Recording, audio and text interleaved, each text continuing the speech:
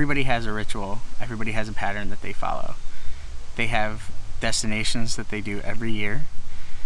They have parties that they attend every year. They have activities that they do. They have beliefs that they hold.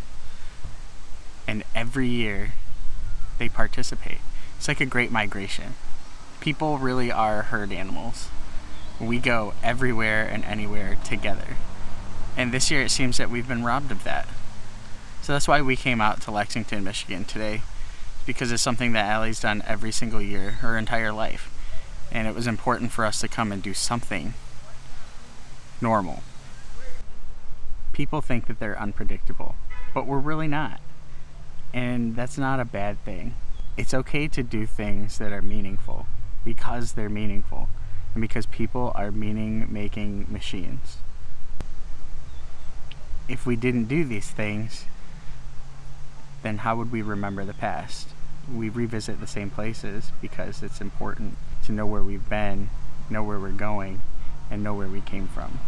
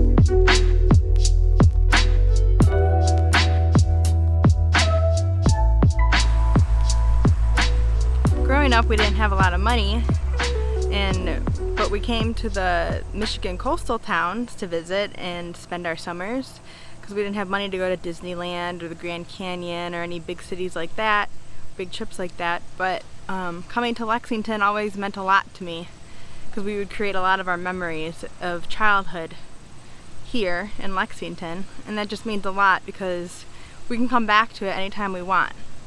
You know, you don't have to fly a plane to go visit or anything like that. You could just drive an hour and you're here where most of your childhood memories were created. And that just means a lot that I'm able to bring my son back here and create memories with him and my husband.